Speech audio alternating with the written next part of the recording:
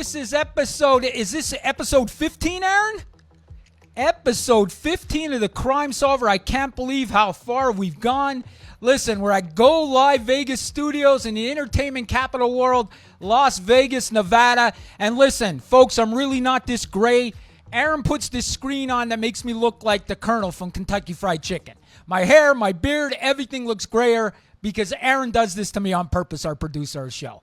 Now, did we take the microphone from you, Aaron, or are you going to be able to talk this episode? We'll see. Listen, no fighting between me and Aaron today, that's for sure. Listen, folks, we had a sad week again, you know? We had another shooting. We had the one in Nashville. There was one in Louisville where one of the officers were shot. Folks, it's been a horrible week. I mean, crime has been out of control all over the place. Oh, I see we got UK in the house and we got Baltimore also in the house. Folks, it's totally sad what has happened in our country with the crime. And crime is just getting out of control everywhere. Something's got to be done. You know, I think about the shooting now in Louisville. We had a shooting in Nashville, Louisville. We have still yet for the Republicans and the Democrats to get together on this. How do you have these major incidents and we don't have meetings? We don't have a committee put together to study what's going on. We don't have anything. They've done nothing since Nashville, and I said they wouldn't. And now we had another one in Louisville. Listen, folks, can't we all get together, meet in the middle, come up with some good laws to protect our children? I'm not saying ban every weapon out there, okay? You know I'm a Republican, 65%, 35% Democrat, okay? I always said I'm 65% Republican, 35% Democrat. We should be able to come up with some laws, okay? Some laws that we can all agree on to keep our children safer, folks, because it's just right now, it's totally out of hand. Totally out of hand, folks. Oh, I see Hazelton's in the house again, my hometown Hazelton. Folks, we got a spotlight case that they're going to call in around 6:10 today. Some of you people will know him. He goes as Dr. Jason on TikTok. He's got a big following, and I started following him over the TikTok ban. He has such good information. His TikTok is excellent, but I never knew this about Jason until I saw one of his videos where his partner has been missing since 2021. His partner's name is Bo. Jason's going to call in here in about 5 minutes, and we're going to go over his case. And I really want everybody to pay attention because we want to get the word out so we can find Bo. Okay? Somebody knows something. Somebody always knows something. So he'll be calling in about 5 minutes, folks. The one thing I want to go over before he calls in, okay, is people have heard that BK, oh, Kathy, there's my handsome crime solver. Now, see, I like Kathy. I like Kathy because she knows I'm handsome. She knows Aaron just puts this gray in my hair. She knows it. Thank you, Kathy. I'm not really this gray. Aaron makes me look gray. But listen, guys, the BK, they found this ID. What I thought was strange, they said they found this ID at his parents' house in Pennsylvania. It was wrapped in a glove and put in a box. So he wrapped it in a glove. My guess is it's a rubber glove. They didn't explain that. But my guess is he probably had gloves on that night, okay? And then he probably had the ID and then folded the glove over the ID because there's probably fingerprints on the ID and put it in a box. Now, most serial unalivers, like he possibly could be, remember it's alleged, possibly could be, they hold trophies. And this could be a trophy. And this could be a reason why Pennsylvania is looking at him for other cases. Did they find other IDs? I don't know. We're going to have to wait to see what they say. But this was a big night. I mean, a big evidence for BK. I mean, this will convict him. Honest to God, if they find an ID of one of the victims, it's huge. And if this is true, what News Nation is reporting, it's huge, folks. Totally huge. The other thing that I wanted to go over real quick with the BK trial is a lot of people, oh, that's what you were going to say? Kathy was going to say that. Kathy is our favorite fan here. Did you know that, Aaron? And Charlie. Charlie's a big fan, too. But the BK preliminary hearing, a lot of people were asking me about the preliminary hearing. This is what the preliminary hearing, folks, going to be. The prosecution will not put on all the evidence.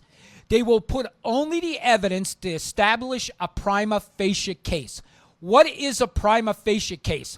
This is all they have to do at a preliminary hearing. They have to prove a crime has been committed. And was this person probably involved? Not definitely involved, not beyond the reasonable doubt, but probably involved. If the judge could say a crime was committed and this individual was probably involved, it will go to trial. So they will not put all their evidence on. They will not want the defense to cross-examine all of the people. So do I think the victims will be on the stand that day? The other victims that were in the house that were not unalive? No, I don't believe they will testify in a preliminary hearing. I think they will be saved for trial. They will try to establish their case without putting them on, okay, if that makes sense to you. Because that's how a preliminary hearing works, okay? They got to establish that the prima facie, and whatever that takes to establish it. The defense can cross-examine. So what I'm saying to you folks is you will not hear all the evidence at the preliminary hearing. You will only hear the evidence they established the crime and that this person was probably involved. That's all they have to do. Most of these cases are waived. Most preliminary hearing cases are waived. Do I think this one will be waived? No, because I think I think the defense will want to hear the witnesses, and then they'll try to, when the trial comes up, they'll try to see what they said in the preliminary to what they say in the trial, and if there's any discrepancies. So they'll use that. So I don't think the preliminary hearing will be waived. I think it will go on, but you will not hear all the evidence. That's how preliminary hearings work, folks. So listen, I'm going to open the phone lines up. My clock's saying 6:07 here. If Jason wants to call in, Jason, if you're listening, phone line's open, 833-847-7227. We can go over your case. Folks, please listen when Jason calls. I want to get this out here. Okay, this is such a sad case. I can't even imagine not finding a loved one or having a loved one missing. So when Jason calls in, please give me your attention, folks. You have any questions, get the word out. Share it on your TikToks. Share it on your social media so we can get the word out there, folks. So, Jason, anytime you want to call, 833-847-7227, 833-847-7227. I think we got a question here. Do you think Brian Kohlberg had anything to do with the John Bernay case? Oh, no, I don't. No, he couldn't. I'm assuming you're saying John Benet Ramsey case. He couldn't. He's too young. He wasn't even born, or if he was probably 3 or 4 at the time. Don't forget, that case is, oh my God, that case, I'm thinking that happened in the early 2000s. Am I right, Aaron? Yeah, it's probably 20 years ago, and he's only about 26, 27 years old. Oh, we're getting a call. Hi, this is Danny from the Crime Solver.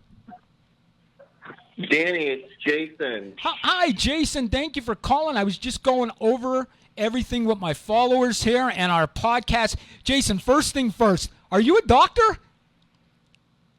I am a PhD. I'm not an MD. I have a Doctor of Business Administration. Thanks for clarifying that. Yeah, not a problem at all. I saw that, and I didn't know if you were just calling yourself a doctor for being TikTok purposes. I didn't know. Well, I'm sorry for not calling you a doctor when I called you yesterday.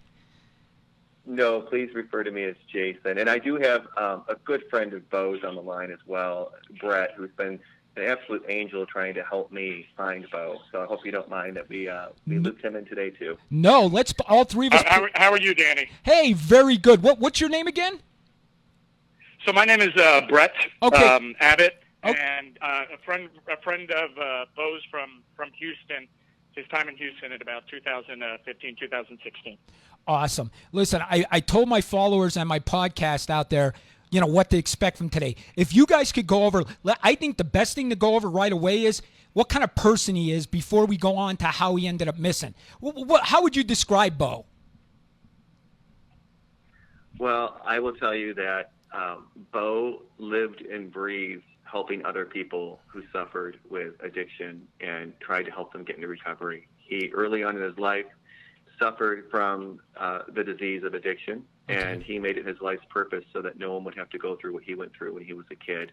And when I say he lived and breathed it, Danny, I mean literally Bo was working 18 hours a day or more, with his company to help, combat addiction.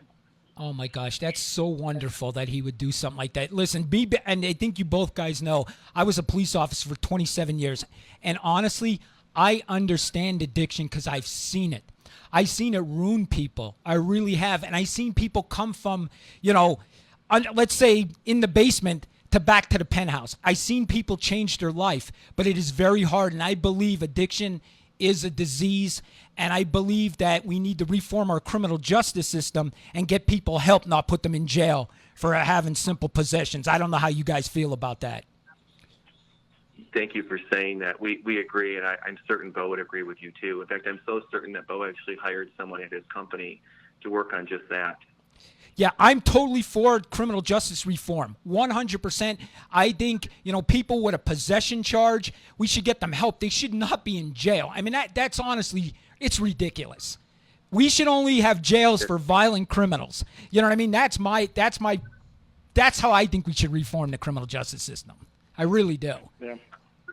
I agree. I mean, it's like any other disease. You wouldn't shun somebody with cancer or something and sweep them under the rug like a lot of families do, unfortunately, because there's so much shame associated with addiction. Yes. So Bo was also on a mission to try to make that so that we took the stigma away from it, so that people could actually say, yeah, I know someone, or yeah, I myself suffer with this disease and I need help. And we should be thrilled that people are asking for help and not just sort of as a society, devalue them. I totally agree. And Jason, I know you're on TikTok just like me. I see them videos when people post videos about people being on drugs and showing them how they're acting. It's horrible. It's horrible. I wish TikTok would take them videos right down. These people have a disease. They have an addiction, and we're making fun of them online. I'm totally 100. I can't stand that. I just can't stand it. Thank you, Danny. Yeah, we are fighting the good fight to try to really do good work in that space. Yes. And Jason, one other thing before we get into Bo, I just want to tell you, your TikTok is fantastic with the TikTok band, and you are at Jason _ and your last name? So it's actually Dr. _ Jason. Okay, that's right. It's Dr. _ Jason. DR, right? Or did you spell out doctor? Yeah, no, it's spelled out. So it's Dr. spelled out DOCTOR _ Jason. Yeah, so folks, please follow him, especially with the TikTok ban. We're all scared about that, and Jason is keeping us up on it. So listen, so we talked a little bit about Bo. So tell me what happened leading up to his disappearance. Sure. Okay. It's always difficult to talk about because it still seems like it's an absolute nightmare. Guys, I couldn't even imagine. I can't imagine somebody in my family, friends or family being missing, and you just don't know. You don't know the conclusion of it. You don't know the outcome. So there's always hope, I'm assuming, right? You guys still have hope, right? Of course. I mean, the only way I can describe it, the first several months that I went missing, I went through a massive depression. I couldn't even leave the couch. I lost at least 12 to 15 pounds. I had no desire to do anything. I had to force myself in the shower. You want to literally, the only way I can describe it to the viewers is you want to sort of like crawl out of your own skin and scream because you just can't believe that you can't find your loved one. You can't text them. You can't call them. You can't. And that's the most heartbreaking part. And then every single scenario that you can possibly think of, good and bad, especially the bad, goes through your mind. And you start living things that you don't want to have to think about. And you start going down those paths like a rabbit hole, and you explore every single one of them because you don't want to miss a stone. You want to think of anything that could possibly have happened so that you can find this person. And that's precisely what I did and am doing with Bo. He's a human being, and he deserves to be found. And I'm hoping he'll be found alive. But regardless, he deserves to be found, and I won't stop until we find Bo. And I do believe that someone somewhere knows something, and that thanks to people like you exposing, what happened, we can continue to create awareness so that somebody will eventually talk. And that's really my goal. And again, thank you for the platform to allow me to do that. No problem, Jason. And Jason, how long were you with Bo? So it would be 6.5 years now, but we were together 5 years. Okay. The best 5 years of my life. The best way to answer your question earlier, to put a little more color to that, is that Bo, I was a banker for 2 decades, and I'm conservative, and Bo allowed me to basically, I was always in the middle lane, if you will, if you want to use an analogy like driving. I stayed in the middle lane. I didn't go in the right lane. Okay. But Bo was in the fast lane. And he brought me with him in the fast lane to try to accomplish all of our wildest dreams and goals. And Bo said to me one day he wanted to change the world. And when I first met him, I was intrigued, but I had no idea he was serious. And by the first year of our relationship, Bo and I together were trying to change the world in so many spaces, not just a drug addiction, but even with education reform and all sorts of things. So Bo put me in that passenger seat so I didn't have to take the risk myself of being in the driver's seat, and he was cruising down that fast lane with me, and we just had a wonderful life together, absolutely wonderful. We traveled all over the world. We went to over 27 different places because I counted and wrote them all down. Right. Bo was the type of person that there was never just a weekend where we stayed home. It seemed like he was like, let's go to Martha's Vineyard this weekend. And I'm like, Bo, we can't just go to Martha's Vineyard this weekend. And Right. we went to Martha's Vineyard that weekend. I mean, it was just exciting because he was always in the fast lane because he really did believe anything was possible. And he showed me that anything is possible. Oh, my gosh. I'm so sorry. I could tell you loved him. I could tell you guys had a great life together. So, Jason, then could you lead up to the night he went missing or the day he went missing? Could you explain? Did you talk to him that day? How did this happen? Because people are asking me already on TikTok, where's he missing from? Stuff like that. Sure. So let me take you back a little bit. So basically, Bo proposed to me in Beverly Hills on June 21st in 2001, and it was the most exciting day ever. And he had a lot of business things going on, huge business milestones, which were wonderful. And so he was busy. He was very, very busy. And so he lived in California. I live in Michigan. So even though we're long distance, it didn't feel like it because we were always on an airplane meeting each other somewhere, or I was in LA with him, or he was in Michigan. And so the next couple of months were really busy for Bo after our engagement because he was working on, massively big deals with pharmaceutical companies and, all kinds of stuff. And so I think that added a lot of stress to Bo. And in October, so several months later, he went to Massachusetts to visit with his family. I know Bo, in my opinion, better than anyone because I've accepted Bo for who he is and adore and love him. And so I could tell that something wasn't right. And I said to him, Bo, I feel like you might be in trouble. I feel like you don't sound like yourself. Please come to Michigan immediately. And he did. And so for almost the entire month of November, he was with me in Michigan, and he was really struggling. And was he struggling? When you say he's struggling, was he struggling again with addiction or something else? Well, he part of that is yes. But the good news is Bo knew when he needed help, and so we got him help. And so he was really resourceful in that regard. But I will just there's a lot of things that I think when you start going through the stuff he was putting himself under, with the kind of stress he was under. Right. While it was good stuff, it's still very stressful, and he was new to all of this. And so I got him back home here in Michigan, and I, got everything under control with him, and we were doing really well. And then Thanksgiving was coming around, but I had a couple of issues going on here. We had a Yorkie who was 15 who was diagnosed with mouth cancer, and it was severe. To the point where I probably should have put her down a month before I did, but I was just so in love with her. And I had to spoon feed her every day. It was so much work, and she was in chemotherapy. And then my mother, who had a massive stroke, became vegetative and was in the ICU at the hospital. And because of COVID restrictions, visitors weren't allowed. So I got special permission because she couldn't speak any longer. Understand. So going back and forth between my mother and then having to feed my dog twice a day who was dying, it was a lot. And so Bo said, well, if my brother and sister still want me to come to Texas to spend Thanksgiving with them, and so I understand if you can't go, but I'd love for you to come. And I said, Bo, there's no way I can go. Right. And he said, I understand. And so he went to Texas, and he had a wonderful time from what he told me in Texas with his brother and sister for a couple of days, spending Thanksgiving with them. And he called me every day, and he texted me every day. Everything was great. Actually, he was very lovely about it. He made sure I didn't feel alone. Anyway, long story short, from Texas, he flew directly back to his home in Los Angeles. Okay. And then I heard from Bo, and he had called me in one of the last conversations we ever had. Now, mind you, we're both fairly young, so we're texters. We're not really big on the phone. But we did speak, and he said to me, is it strange that my car won't start?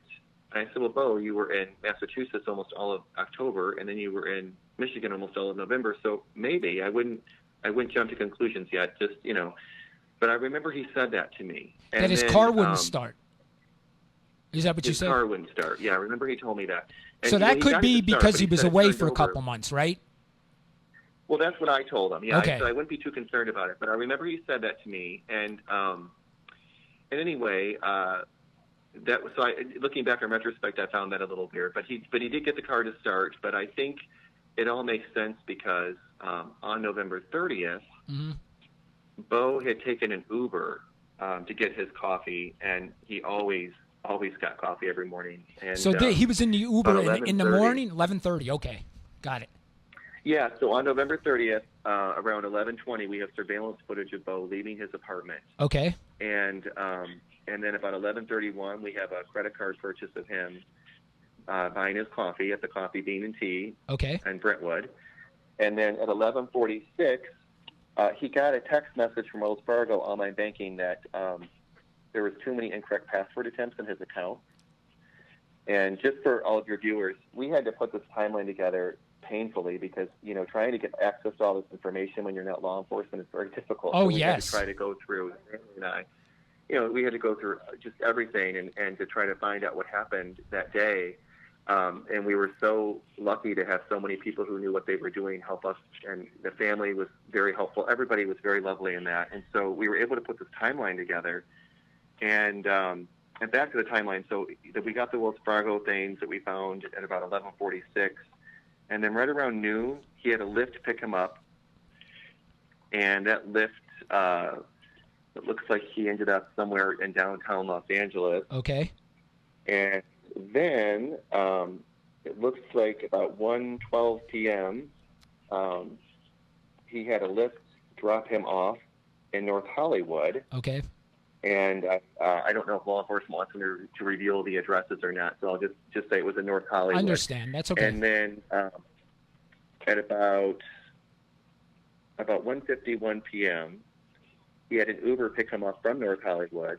And this is where things take a really interesting turn. Okay. So everybody who's listening, share with me, but listen up because it's really interesting. So he gets into his Uber, and he's supposed to be going back to his home, okay? And so I was able to get into his Uber account and find out the driver's name is Kyle. But, of course, no one will share what Kyle's last name is. Law enforcement has spoken to Kyle 2 or 3 times, but they will not share what Kyle revealed to them. And so, it's inappropriate to call Kyle a suspect, but I do want to share what happened on that ride. And so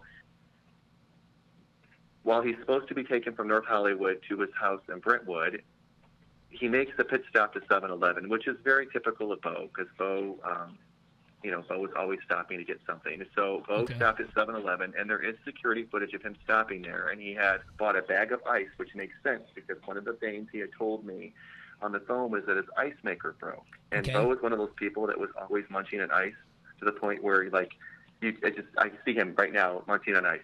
Okay. And so he bought a bag of ice because his ice maker had stopped working. That makes sense, and we have a picture of him with that. Okay. He bought like a Slurpee or whatever, and he had a bunch of cleaning products and household stuff, which makes sense because he was gone for 2 months. Okay. Well, he gets back into the Uber, and again, is supposed to be going back to his house in Brentwood from Studio City. I should have mentioned that this 7-Eleven was in Studio City. So instead of going back to where he was supposed to go, though, he ends up going to an address supposedly at 1338 Berkeley Street. And we recently revealed the address, so it's fine publicly to say that now.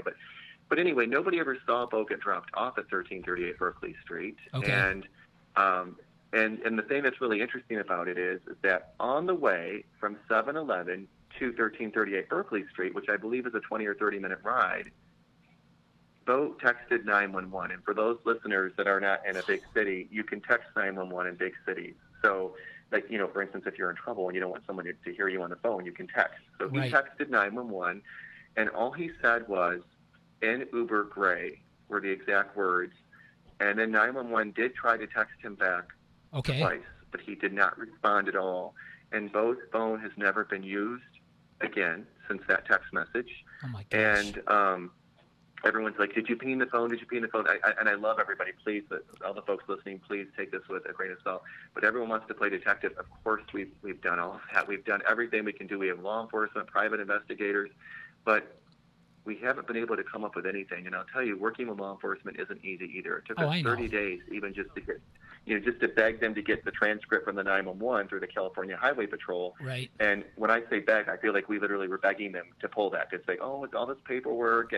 And so it's very frustrating because a lot of your viewers probably think, oh, you watch the movies on these crime shows and there's like helicopters and dogs and search parties. It's in the real world, you guys, it doesn't happen like that. You're on your own. And so we learned that very early on in this process. Okay, and so Brett, that. did you want to go ahead? Oh, I'm sorry. Go ahead, Brett. If you want to talk about what you know too, go ahead, and then we'll discuss. Yeah, just.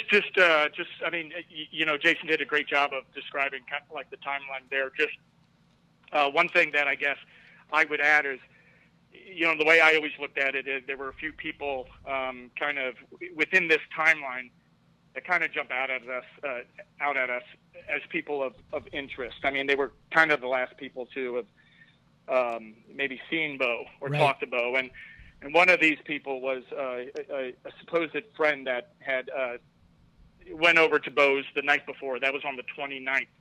And Jason, I believe he left fairly early in the morning. Right. If I'm not. We were able to pull surveillance footage, and we were able to see, because what was really cool about Bo's apartment is there's a camera right in front of it controlled by Right. the apartment complex. So anyway, we were able to pull the security footage, and we saw a friend of his with him the night before he disappeared. And we did see that friend leave that night, and we did see Bo emerge the next morning Right. unharmed and fine, in all fairness to this friend. Guys, Now- some of my followers are asking. Now, I'm sorry, real quick. Go ahead. If I can just jump in one last thing is All right. this friend probably lives maybe about a mile away Okay. from the drop-off point. Ooh, okay. Hey, that's a big point. Listen, some of my followers, they didn't get what you said. They're asking, what did he text to 911? Just help? The exact text was in Uber gray. In Uber gray, describing the color of the Uber, right? And then his phone went off. And it was a gray Uber. We do know that. And the other thing that's very suspicious about this, and let me just explain to your viewers, this is Sure. why I'm just distraught over this, because imagine you're an Uber driver, right? Right, So you've got a guy who has you pick them up for a ride. right, This passenger has you stop to make a pit stop to do some grocery shopping at a 7-Eleven, brings a big bag of ice in your car that's melting, and then text 911 from your car. You're not going to forget that passenger. I'm sorry. If I called 911 on any one of your viewers right now, they're never going to forget me, right? Never. But this driver told police he didn't remember Bo. Oh, yeah, And I'm like, how could you forget a passenger like that? I agree. That was very suspicious to me. I agree. I mean, listen, if I did Uber, especially that he'd make me go to 7-Eleven, buy a bag of ice, text a 911, definitely I would remember him. I agree with you guys. Listen, one thing that stood out to me when you guys were talking, and maybe you could clarify this for me, was it him definitely trying to reset his password, or could it have been somebody else with Wells Fargo Bank? Well, okay, so this is interesting. To answer your question, but I want to add to your question. But to answer your question, Okay. I don't believe it was Bo that did that. That's what I was thinking as soon as but- you said it. But I do want to tell you this, and I feel like this has been overlooked in the entire investigation. Right around our engagement, Bo had a good friend of his and his wife. We were all in the car at the same time, and Okay. he started getting fraud happening on his accounts. I was sitting right next to him, and so was a good friend of his and his wife. And so it startled him so much that we pulled over at a Starbucks, and he bought one of those, identity theft services. Okay. And then when Bo and I were in Aruba on my birthday, he was getting, I'm pretty sure it was when we were in Aruba, he was right next to me saying, someone's trying to buy a car at Carvana right now with my name. Oh, my gosh. And then he said somebody had stolen several $1,000s from him. And he also had mentioned to me that someone was actively trying to buy jewelry in Los Angeles. And I was standing right next to him. So, I was like, oh, my God. So something was going on. And that brings us to another person Okay. who happened to supposedly be living in Bo's apartment at that time that had access to everything of Bo's, including his files, his apartment's real small. So Right. everything, basically. So, again, there's just so many weird turns and twists to this, and I've gone down all these rabbit holes, but I do think that's all very relevant. And Brett, I don't know if you want to add to that or not. Yeah, just as far as the car is concerned, Yeah. just reminding me that his car, the door was ajar. It wasn't fully open, but it was cracked open, Okay. and the lights were on in the car, in the garage. Okay. Wow. Not sure if that's a sidebar or something, something more, but I thought I'd mention it because I found it a bit odd. Yes, that's definitely on. You know what? One of my followers here just said, how long was it from the time he left 7-Eleven, if you know, to text 911? Like after he left 7-Eleven? Do you know? Was it minutes? I'm sorry, from the 7-Eleven to when he ended up texting? Yes, that's when one of my followers just asked that question. Yeah, it was about 45 minutes, I believe, Jason, correct? Oh, wow. Okay. I thought it was. I'm sorry. I think it was actually more about 10 or 15 minutes into the ride. Okay. I was just wondering. Okay, I'm sorry. I was speaking of the full ride. The full ride. The full ride, yes. But so when Bo got back in the car with that bag of ice and those groceries from 7-Eleven, that was supposed to then take him to his 1338 Berkeley, supposedly. Right. It was about 10 minutes into the ride, if I remember correctly. That's when he texted 911. Oh, my gosh. And they interviewed him, correct? LAPD interviewed him, the Uber driver? Yeah, and so the LAPD, and gosh, I hope I don't get in trouble for saying this with them, but basically what they told the family that told me was that they have some relationship with Uber, and so that they can get any information without a subpoena or a warrant from Uber, but they can't share it with us under any circumstances. And so they have not shared, to my knowledge, anything with us. And the only reason we found out this guy's name was Kyle was because one day the family and I were able to get into his phone, get into his Uber account, and figure out that the driver's name was Kyle. And we also figured out, using that Uber account, that Bo actually got a message from Uber that said, you used our in-person messaging system to say, and I'm paraphrasing this, that you were in trouble. Are you really in trouble? Because we're gonna get the authorities. And he said yes. So, oh my gosh, that's huge. That was more concerning to me, and I immediately sent that to law enforcement right away when we saw that. And like I said, all we heard back from law enforcement secondhand, because I'm not next to Ken because I'm gay and we weren't married. Right. Was that Kyle didn't remember him, and that was about, if I remember correctly, about 30 days after the ride. And you're not going to forget a passenger like that ever in your life, let alone 30 days. Oh my gosh. Oh, we lost you. I don't know what happened. We lost your call. If you want to call back, so many things have hit me with this case. First off, is that the money with Wells Fargo makes me suspicious. Please call back, Jason. This call is very good, and you're getting into the heart of the matter. I don't know what happened if I lost you somehow. Feel free to call back. Listen, some of the questions are good for my TikTokers here. Michael Gaudiano saying, from the time he left 7-Eleven to when he called 911. I mean, I'm thinking, was somebody in the 7-Eleven store and then they hopped in Uber with them? There's all kind of things going through my head, and I'm sure there's going through your head. Jason, if you want to call back, I don't know what happened, but we lost you and Brett. So if you guys want to call back, we are here. Call back. Lines are open. 1-833-847-7227. I would agree. Now, listen, if I'm the police, LA, and I'm the detective on this, I'm definitely interrogating that Uber driver or the Lyft driver. I mean, it's crazy. It's all suspicious to me. Everything's suspicious to me. The Wells Fargo bank thing is the main thing that stuck out to me. That's huge. Then texting Uber, telling Uber he was in trouble, and them texting back saying, "Are you in trouble?" Something went on in that Uber. Did somebody get in at 7-Eleven? Did somebody else get in the Uber with them? Was it the Uber driver? This is very weird that he's never been heard from since this Uber ride. It's really crazy. I don't know if the police gave any information other than that. If Jason could call back, we'd appreciate it. Is the phone line working? Maybe the phone line went out. Jason, try calling back if you can. We are here. Give him the 702 number. Okay, what's the 702 number? 702 329 6947. 702 349 329 692. Just try calling. We'll get you back on, Jason. But listen, call back, Jason, if you can. We're here. If you want to put that in the audio here on TikTok, that'd be great. If you could type that in. I don't know if anybody can. But that'd be great. Yeah, I mean, I'm sorry we lost Jason, but just off the top of my head, my thing would be I would look into the Wells Fargo bank Okay?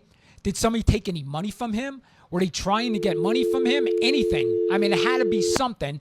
I don't like that he texted Uber, told Uber he was in trouble, text 911 that he was in trouble. To me, I personally feel something happened in that car. I mean, of course, everybody probably thinks that.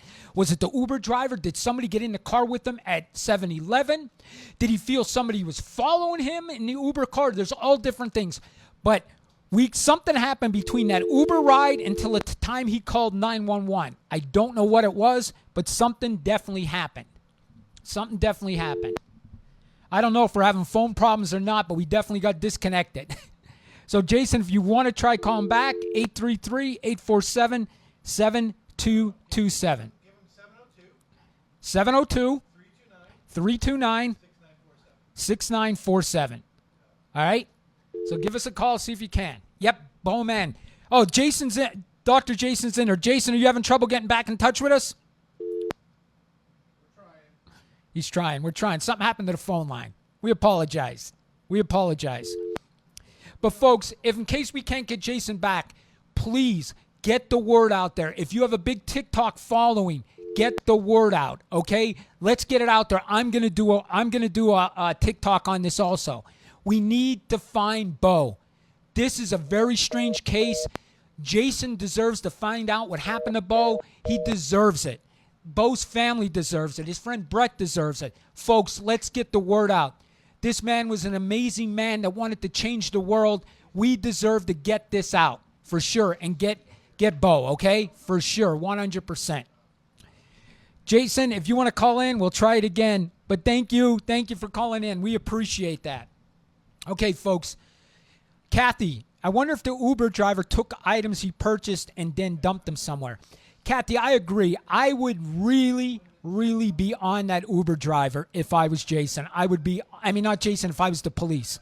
I would interview him many times and see if he had different answers. That's what I would do while I was interviewing him. I think he's the key to this case, 100%. We good? All right, we have problems with the phone line. We apologize, Jason. We apologize. But folks, please get the word out. Kathy, get the word out. Charlie, get the word out. Mike Gaudiano, get the word out. All of my followers, and I will do a TikTok on this. We need to find Bo. 100%. This case is very suspicious. And I'm going to go, right before we go on to something else, I'm going to go over to two things I feel is the key. I don't like that they were trying to get into his bank account. I think they were trying, that makes me think theft. That makes me think they were after money. That makes me think something of that sort. Okay, right? That's just my detective brain going.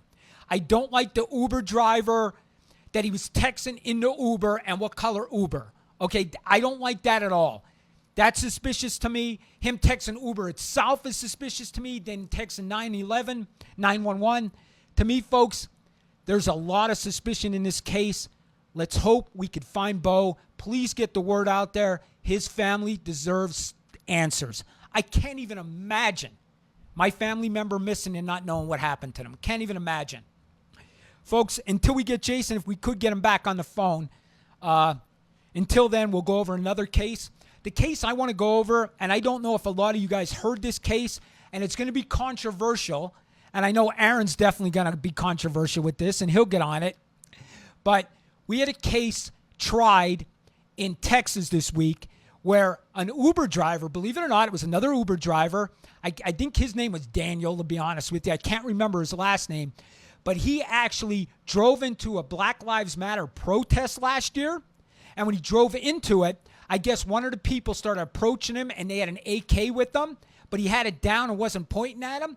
And this guy was armed and he unalived the protester. Okay? So it went through a 2-week trial. So the trial went on for 2 weeks. The jury was out for 2 days. But then they came back and found him guilty. Now, Governor Abbott is saying that the minute the pardon paperwork gets on his desk, he is going to pardon this man. Now, listen, I don't know how everybody feels about this, but I know how states' pardons go because I worked in Pennsylvania and I sat in on a lot of pardon cases. A group hears, they hear everything, and the head of the Senate hears it too, okay? So they'll hear the case, and then they'll recommend to the governor if they think a person should be pardoned. And then Governor Abbott could pardon that person. Now, my thing is, if a jury heard a trial for 2 weeks, they deliberated for 2 days and found him guilty, should one person like the governor decide if that person's pardoned? I don't know. How do you all feel about this, folks? And I have the phone lines open, 1-833-847-7227, if they work. And right now they're not working. So if you could put it in the comments, I'd appreciate it, and we'll discuss it. We'll definitely discuss it. But here's my thing, okay? Now, his thing was that he was afraid when he drove into the protests because he saw other people being dragged out of their cars at other protests on TV. So that's why he was armed that night. Now, here's the thing that really, I believe, convicted him. On Facebook, before he went out to Uber that night, he put in that he knew a protest was going on, and if he came across the protest, he would take care of business, basically. Okay? So I believe that convicted him, that Facebook post, because it kind of says it's premeditated, because he said, hey, if I run into them tonight, I'm going to take care of business, or whatever he said. Okay? So I definitely think that probably convicted him. Okay, Kathy, you don't think that he should be able to pardon, found guilty by a jury? See, I think pardons are very weird. I don't think a governor, one man, should pardon somebody. I just don't think that should happen. I think a pardon should be like 3 top justices come together and say, hey, listen, this person was railroaded, and they should be pardoned after something. I just don't think one man should have that power. I'm even against the President of the United States to have that power. I just don't think one man should have a power to be able to pardon, right or wrong. And I don't know if this guy was, found guilty wrongly or not guilty. I don't know. I didn't hear all the facts. But I just think if a jury convicts him, I don't know if one man should have that power. I really don't. Oh, there's a call coming in. Oh, okay. The phone lines are working if anybody wants to call in. All right, Jason, if you want to try calling back, I don't know if we lost you, but we believe the phone line is working now. But what does everybody else think about that, about the jury system? Kathy, the protester did not point it at him. That's what they're saying, that he didn't point it at him. And that's what people testified to. So I agree with you there, Kathy. They did testify, and honestly, I think if he didn't make that Facebook post, it's showing premeditation. You know what I mean? I think that Facebook post did him in. That's just my personal opinion with the case, that I think that Facebook post definitely put him in. We may have lost Jason. So anybody else, the lines are open. Oh, is he calling in? Okay, he's calling in. Aaron's got it. See, that's why I have a producer. Aaron's on this. Yes, he fights with me every day, but he's on this. Aaron's fighting with everybody today. And you know what? If you met Aaron, he's like the nicest guy in the world. Like, as nice guys, he's a 10. As nice guys, I'm like a 2. So Aaron's like 8 higher than me as a nice guy, even though he makes me look gray on this podcast. But Aaron is the nice guy out of us all. Okay, folks. All right. We're trying to get him back on the line. It was such a good thing. I just wanted to wrap it up with him. So hopefully the phone lines will be working again. Now, the other thing I want to talk about, and I think I talked about it briefly on a couple of my TikToks and everything, but I want to talk about a girl about 6 months ago that went to Mexico. Okay, she went to Mexico for a vacation with her friends. Her name is Miss Robinson, if people remember this case. She went to Mexico, and within 24 hours, she was found unalived in her hotel room in Mexico. Unalived, okay? And then a video shows up. Now, her friends were saying that she had alcohol poisoning, okay? I think we're getting a call now. Jason, are you on the line? Jason and Brett are here. Hi. Oh, I'm so sorry. I don't know what the heck happened. We never had that problem. I apologize. No worries. No worries. No worries. So let's wrap this up. I want to finish this. To you guys, what do you think the best way now to try to get this word out there that we can all help? What do you think is the best? I think there's a lot of people that Bo encountered the day and the day before he disappeared. And I know in my gut that somebody knows something. And I think the more awareness we create, the more people that talk about Bo's story, because he has helped so many people. He deserves to be helped. I think if people continue to talk about his story, share the story, share your life, share anything I post on Bo, that's going to keep him alive, and it's going to help us find him. And Brett, I don't know if you want to add to that, because Brett has spoken to all of these people. Okay. We just have to be very careful, obviously, that we don't wrongly accuse anyone. Understand. But Brett has spoken to almost all of these people. And so, Brett, I would be curious to see how you would answer that question, too.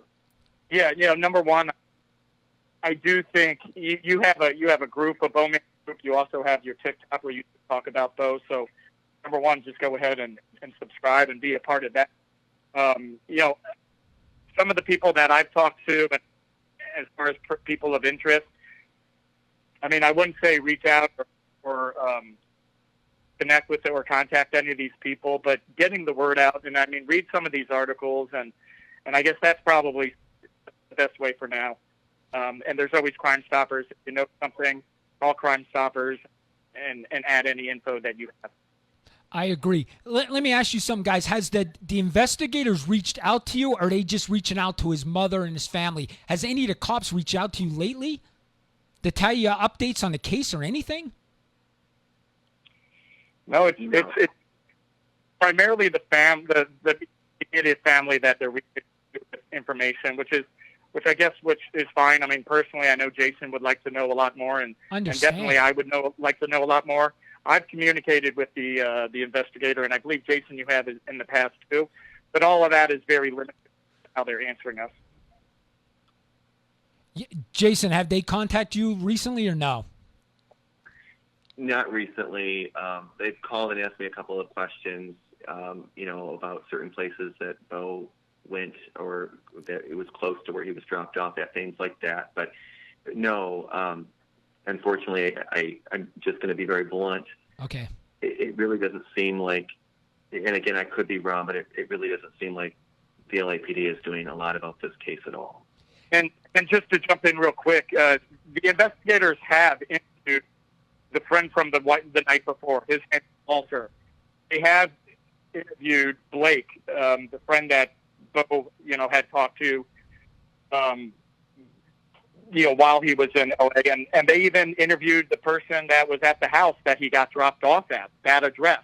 Right. Her name was Jo, and they interviewed these people, not some of them more than once.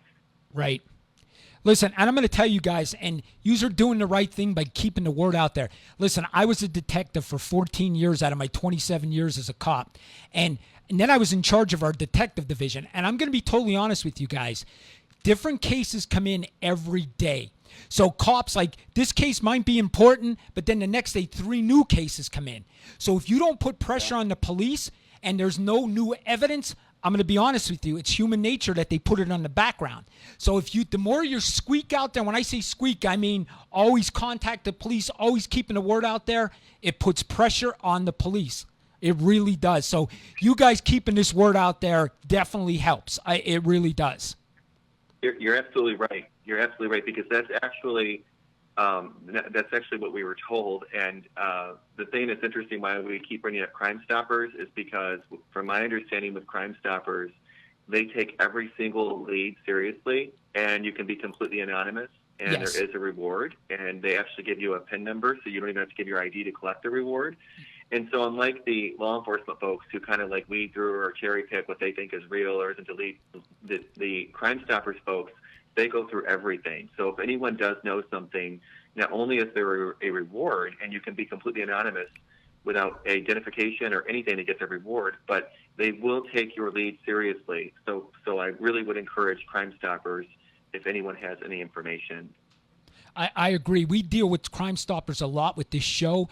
I was actually on another podcast called The Problem Solvers, where we put a reward out for, I don't know if you guys saw what happened in Vegas last year with the body in the barrel that they found out at Lake Mead. Have you guys heard about that? Yeah, Lake Mead. Yeah. Our podcast went viral over that, believe it or not, because we gave out a $5,000 reward for that. But That's how we dealt with Crime Stoppers too, because Crime Stoppers also gives a reward. So yes, it's so important. People don't realize that, but call Crime Stoppers. They give rewards out, and you do not have to give your name at all, 100%.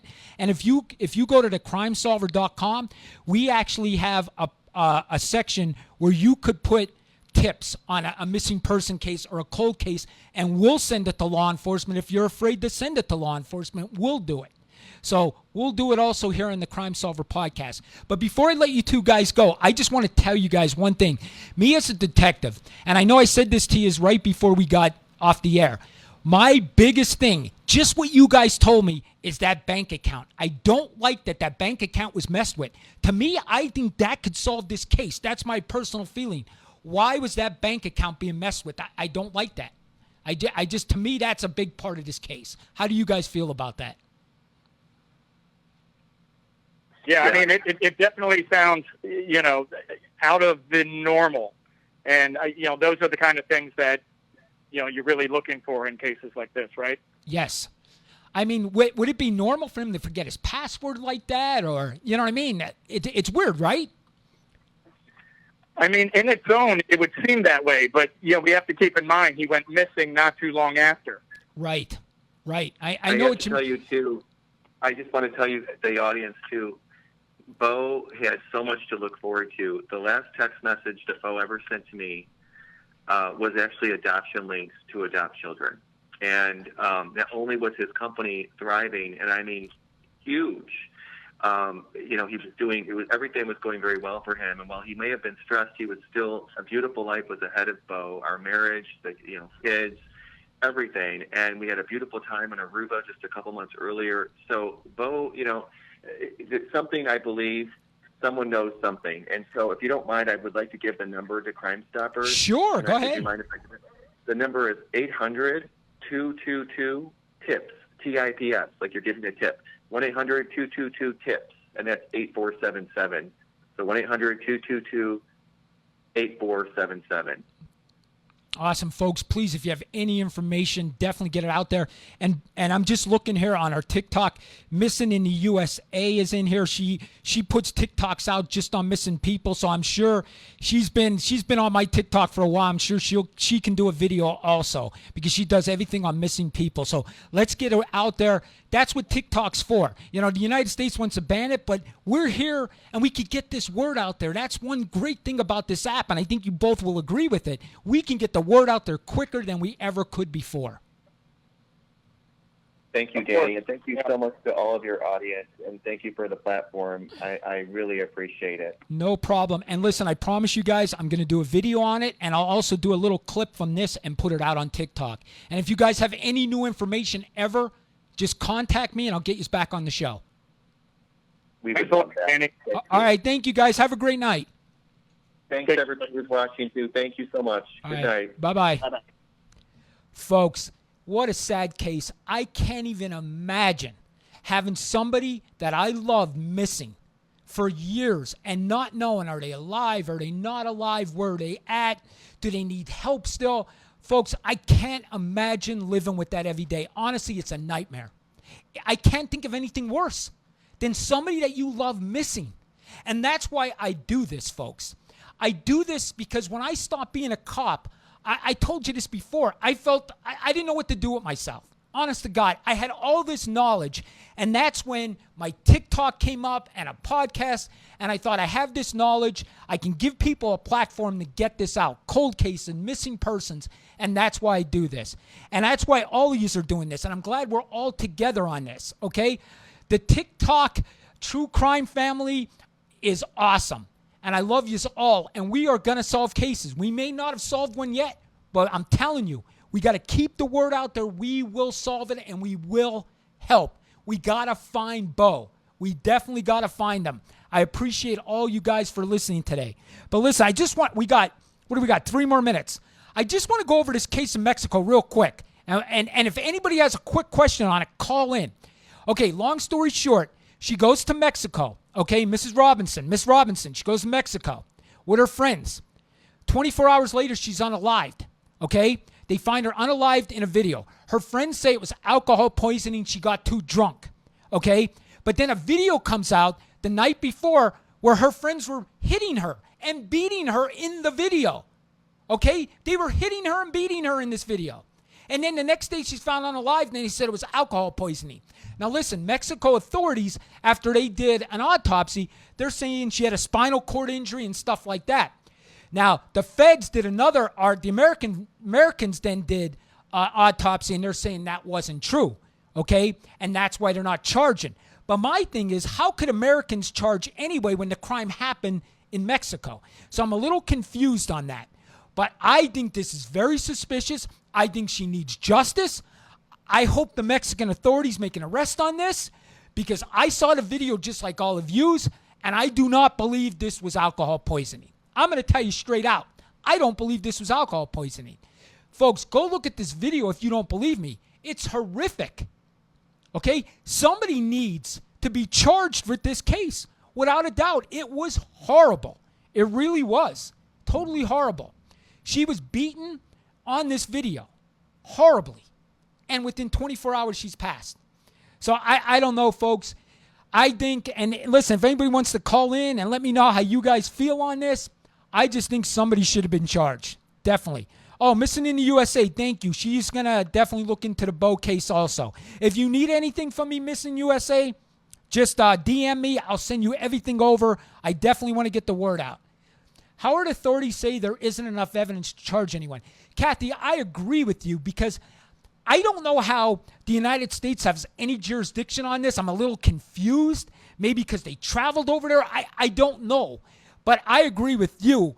We all saw the video. She was 100% being assaulted. Now listen, even if you don't have enough evidence to charge with the homicide case, we have an assault on tape. So charge them with the assault till you get enough evidence for the homicide. That's my thing. Somebody needs to be charged. I agree with you, Kathy. Somebody needs to be charged. You look at that video, there's a crime on the video. It's called assault. The lady was being assaulted. So how is there not any evidence of somebody being arrested? I got to totally agree with you, 100%. Kathy, you're 100% right. 100% right. So what does everybody else think? I think 100% somebody should be charged in this case. Okay? 100% somebody should be charged.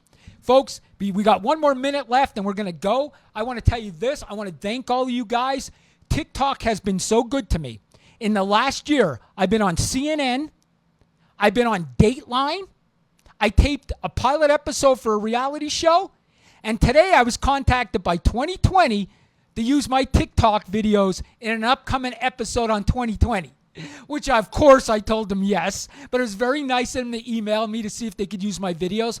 My videos also been used in France. A news company called Brut.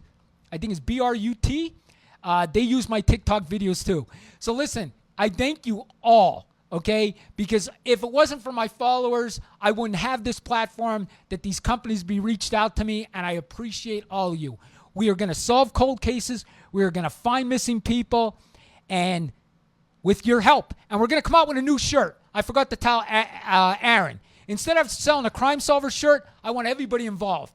I want to call it the Crime Solver Salutes, the Crime Solver Crew, the Crime Solver Followers. I want to come up with a name for a shirt for all of us, not just the Crime Solver. So let's think, DM me for a cool shirt for all my followers. Let me know, folks. And listen, I'm going to see you next week. Same time, 6 p.m. Wednesday, right here. Go Live Vegas, Las Vegas, Nevada, baby. Oh, our sponsors. Go Live Vegas is our #1 sponsor. Hand and Stone Spa, Henderson, Nevada, 702 Justice, and what's the law firm? Heredity Law Firm. I think so. Thank you to our sponsors. And if you want to sponsor, DM me. We got plenty. Thank you also. And let's find Bo. And thank you, Jason and Brett, for calling in. We appreciate it. Love you all. We'll see you next week. Let's go.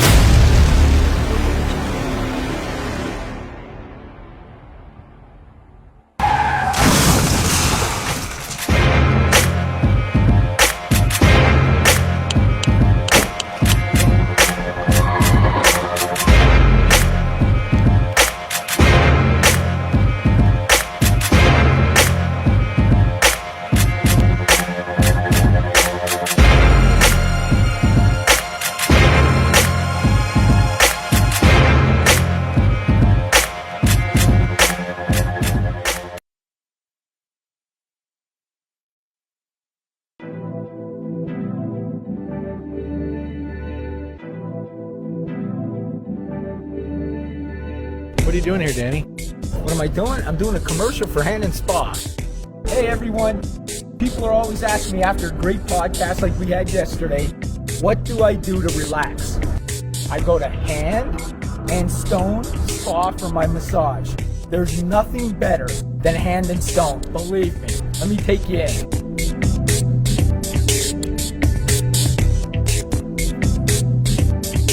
Okay, we're in. Look at how beautiful this place is. You got a relaxing sitting area.